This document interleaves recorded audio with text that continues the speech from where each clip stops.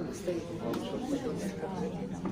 Она не идет, ведь она же К сожалению, маловато места, поэтому если мы немножко будем провокацией спинами, у нас все песни с подтанцовками, мы уже так скромно ютимся, чтобы не развернуть столы. Шуточная белорусская народная песня в обработке.